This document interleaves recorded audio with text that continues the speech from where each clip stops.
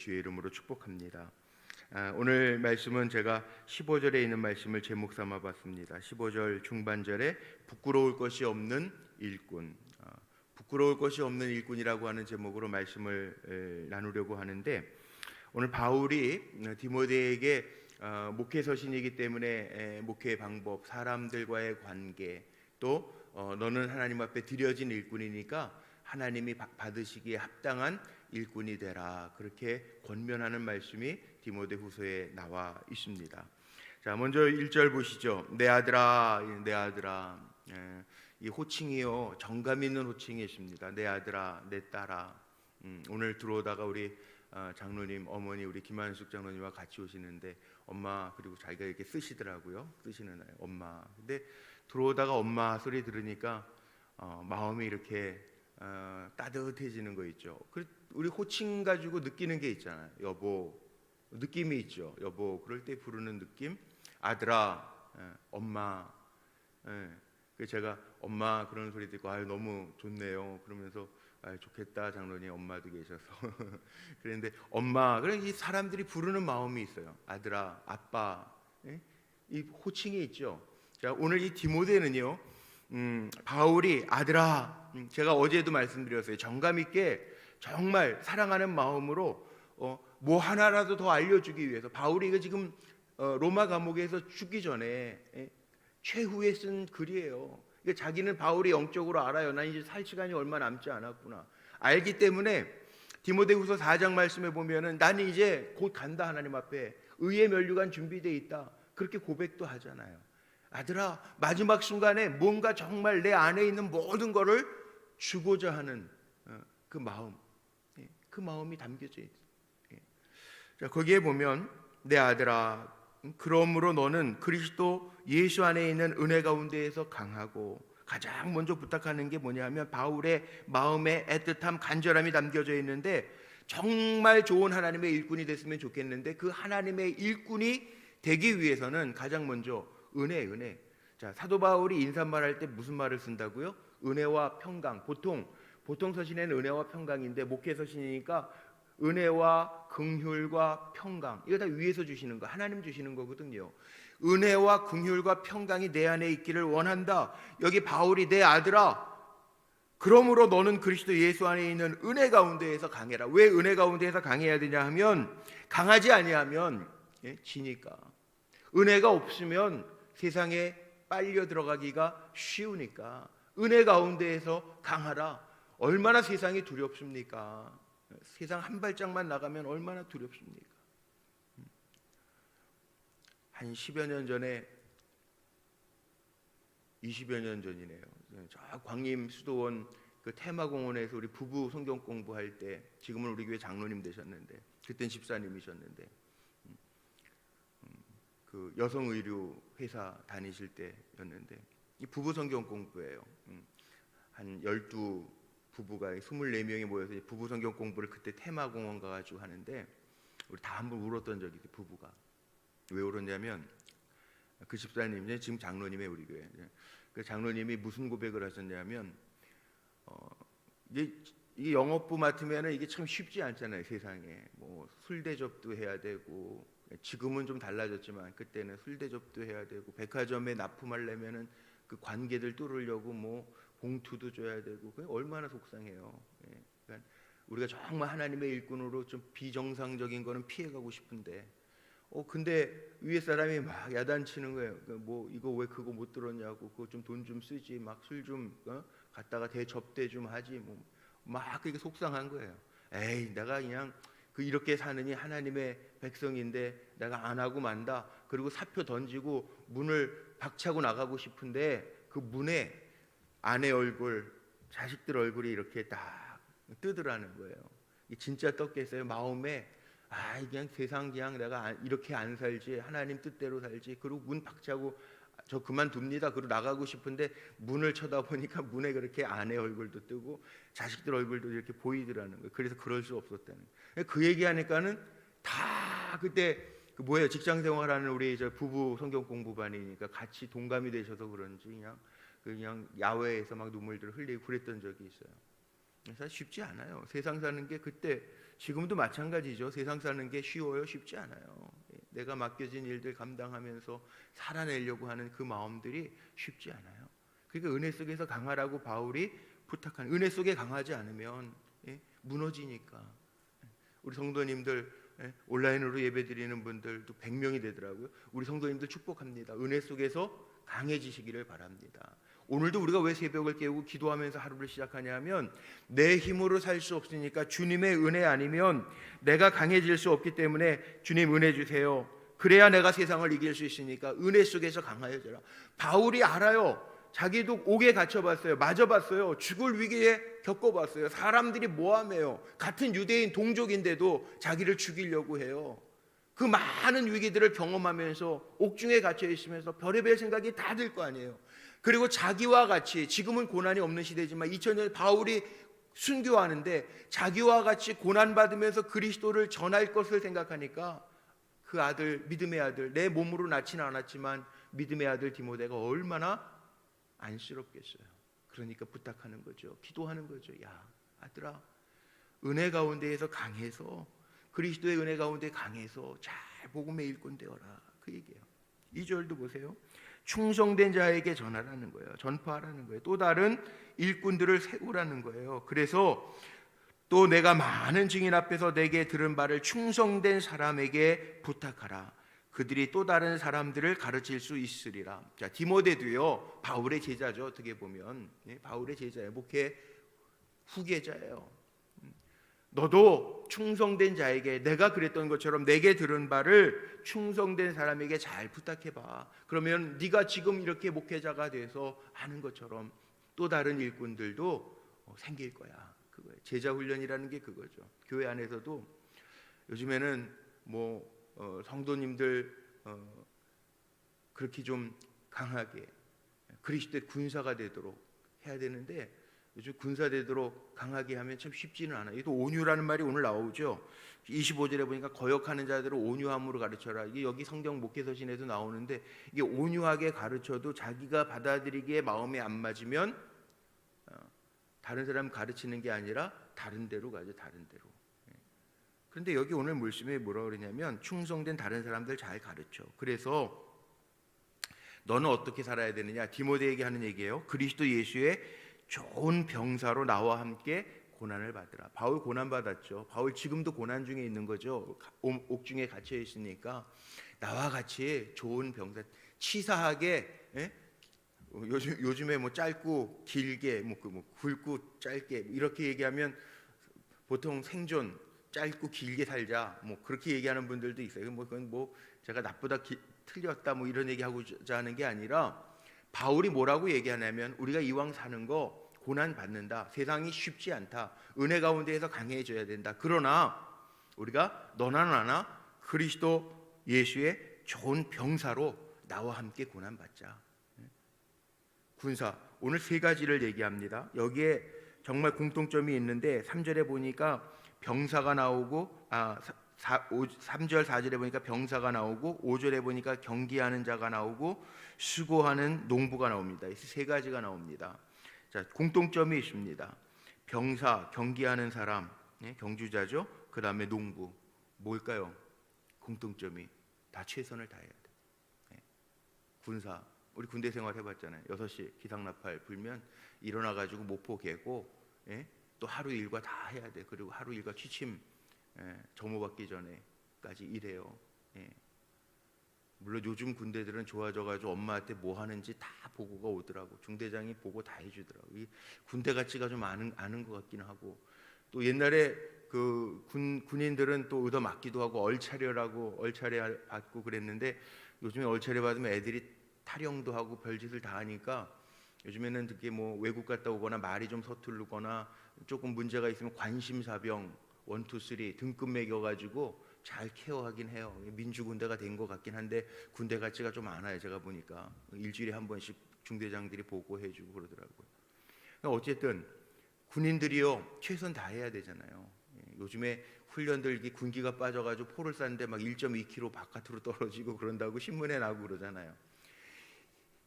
어쨌든 군사는요 실수가 있으면 안 돼요. 훈련 받아야 돼요. 훈련 받아야 좋은 병사가 되는 거예요. 최선을 다해야 돼요. 경주자 마찬가지입니다.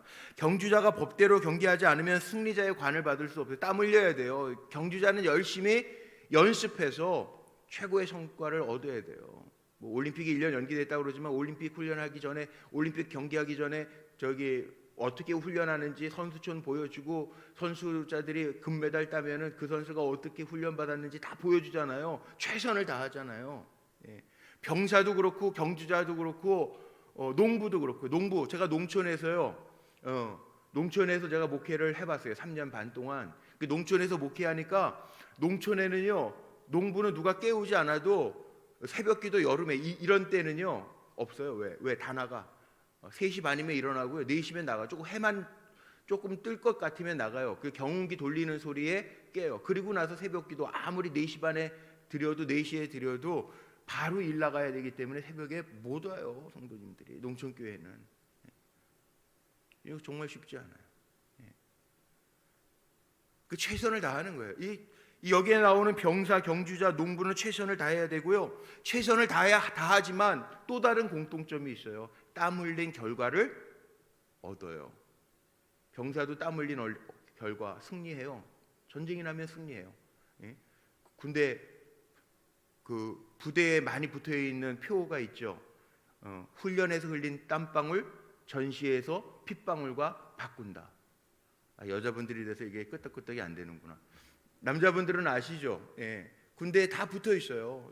훈련에서 흘린 땀방울 전쟁에서 핏방울과 바꾼다. 그러니까 승리한다는 거예요. 연습 잘하면, 최선을 다하면 승리의 보상이 와요. 경주자도 마찬가지. 땀 흘린 거 승리로 보상이 돼요. 농부, 땀 흘려 씨앗을 뿌린 거, 농부들 엄청 수고해요. 저도 농사 한번 이렇게 하루 따라가서 지었다가 몸살 3일 했어요. 3일.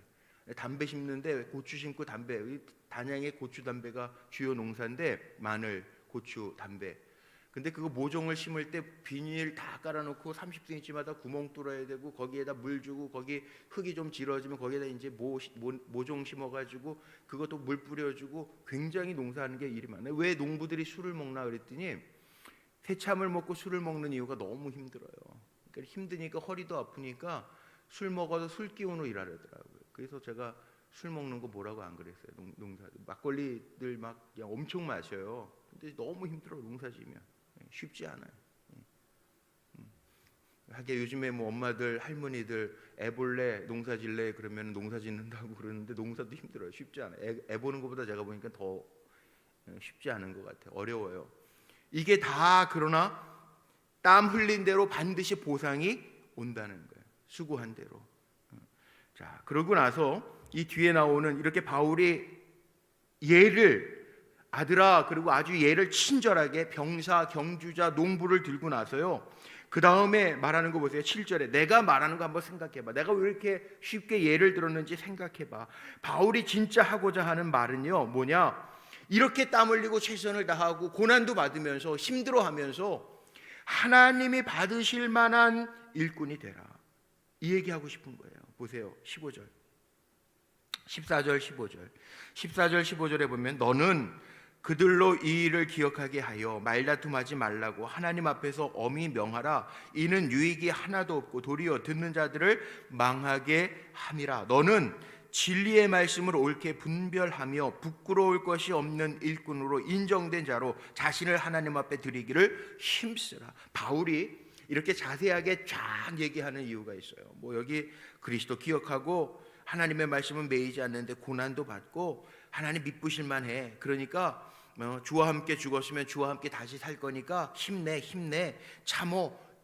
참고 끝까지 가면 주님의 나라 임할 때 주님과 함께 왕노릇 할 거야. 이거 기억해. 우리는 믿을 만하지 못하지만, 사람은 배반도 하고 이런 사람 저런 사람 있지만, 내가 이렇게 쉽게 땀 흘려 일하라고 얘기하고 병사, 경주자, 농부를 예를 들면서 이야기하는 것은 너로 말미암아 부끄러울 것이 없는 하나님이 받으실 만한 일꾼이 되라고 하는 거야. 이렇게 바울이 얘기하는 거예요. 자, 여기에 하나님이 받으실 만한 일꾼. 바울은요, 흠없고 주님의 날 올 때까지, 주님 강림하시기까지 내 혼과 영과 육이, 몸이 흠이 없고 보존되기를 원하노라. 이게 바울의 철학입니다. 철학, 신학입니다. 신앙생활의 본입니다. 하나님 앞에 드려지는 우리가 일꾼들이라는 거예요. 자, 선물 받았을 때 흠 있는 거 받으면 좋아요, 싫어요? 이거 이거 무르나 많아요. 이거 무르나. 당연히 선물도 정성이 보이면 좋잖아요. 그 마찬가지입니다. 하나님 앞에 우리가 드려진다. 바울의 표현이 기가 막힌 거예요. 하나님이 우리를 받으실 만한 부끄럽지 아니한 일꾼으로 살아라, 그 얘기예요. 그렇게 사역해라.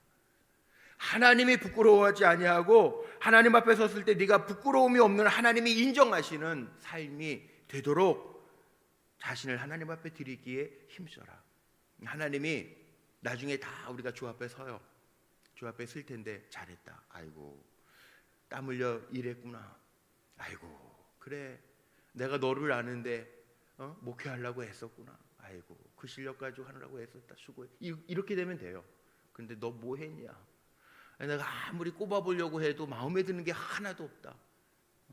이렇게 넌 보면서 내가 참 부끄러웠다. 내가 정말 와, 너 그럴 수가 있냐? 이거 아니잖아요. 이 얘기하는 거예요, 지금 바울이 쉽게. 부끄러울 것이 없는 일꾼, 하나님이 인정하실 만한 모습으로 자신을 하나님 앞에 드리기에 힘써라. 우리 정말 좋아하는 사람, 사랑하는 사람한테는 좋은 거 주기 원하잖아요. 하나님 사랑하십니까? 하나님이 받으시는 최고의 선물이 나란 말이에요. 물질이 아니에요. 우리 헌금 드려놓고 끝, 그게 아니에요. 헌금은 이게 돈으로 드리는 거, 그게 가장 쉬운 거예요. 어떻게 보면. 예? 요즘에 뭐 부모님도 그렇고 뭐 현찰이 제일 좋은 것 같으니까 그게 뭐 선물로 맨날 현찰 그러는데, 사실 한번 생각해 보세요. 선물 고를 때 기쁨도 있고요. 뭐 좋아하실까? 뭘 좋아하실까? 막 그런 거 생각하잖아요. 근데 우리가 선물이라고 해, 하나님 앞에. 하나님이 카운트하실 만한, 헤아리실 수 있을 만한. 야, 하나님 다 아세요. 몇 달란트 주셨는지 다 하나님이 아세요.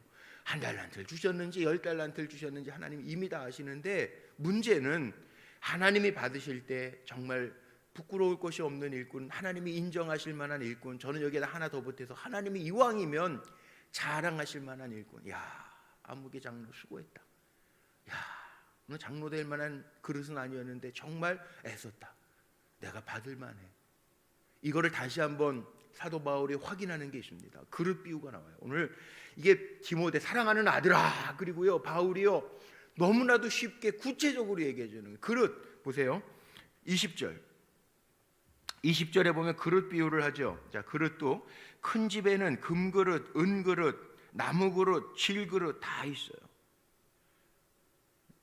여러분들 집에 한번 생각해 보십시오. 그릇들 많아요. 여자분들은 그릇 좋아하죠. 그릇. 요즘 뭐 좋은 그릇.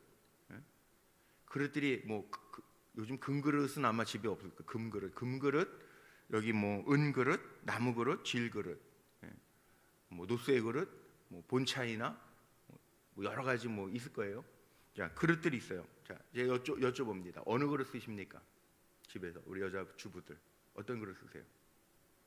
때에 맞는 그릇 쓰죠. 물론 때에 맞는 그릇 쓰는데, 그릇 이렇게 제가 보니까, 제 아내를 보니까 뭐 그릇은 여러 종류가 있어도요 늘 쓰는 그릇이 있어요. 늘 쓰는 그릇은 이 설거지 때 옆에 이렇게 따로 놔뒀다가 그 늘 쓰더라고. 아무 때나 그냥.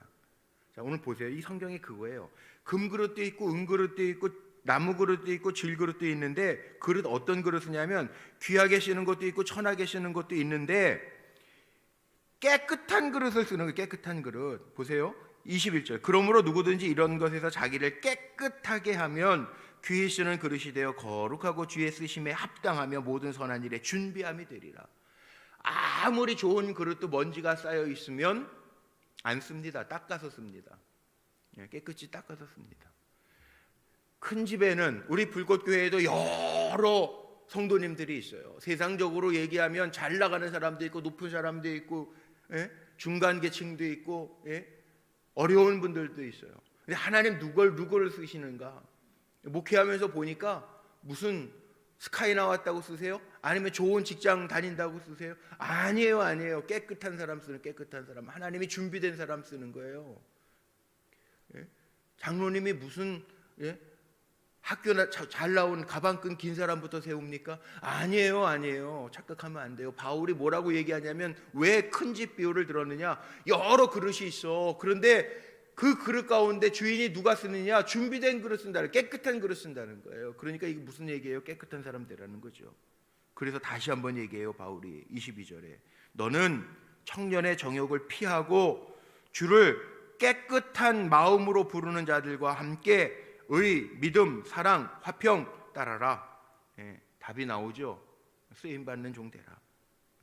그러면서 바울이 정말 사랑하는 마음으로, 그러니까 어리석은 변론 같은 거, 무식한 변론 같은 거 이거 버려. 사람들하고 다퉈. 똑똑한 사람이 다투더라고요. 보니까 뭐 이것저것 재고 뭐 하나 보면서 까다롭게 이건 이랬네 저건 저랬네 그러면서 하더라고요. 이게 아니에요.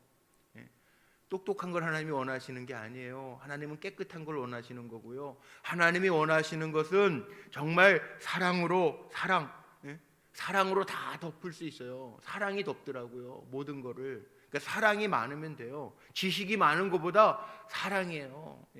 믿음보다도, 바울은 그렇게 얘기합니다. 이 바울의 신학이 담겨 있다고 그랬죠. 바울은요, 믿음, 소망, 사랑 이거 다 세상 끝날까지 있는 게 확실해요. 그런데 그 중에 제일은 사랑이라. 사랑이 다 덮어. 사랑은 다 덮을 수 있어요. 사랑이 가장 큰 거예요. 그러니까 여기에 얘기하는 거잖아요. 너 받으실 만한 하나님의 일꾼이 되기를 원해. 그러면서 깨끗하게 하고 의, 믿음, 사랑, 화평 그거 따르고 다투지 마. 24절 주의 종은 마땅히 다투지 아니하는 거야. 모든 사람에 대하여 온유하게 가르치고 참아. 목회도 누가 잘하나 제가 이렇게 보니까 잘 참으시는 분들이 목회를 잘하더라. 잘 참는 거. 근데 이게 참 참는 게 쉽지 않죠. 참는 게 참 쉽지 않아요. 근데 참아야 돼.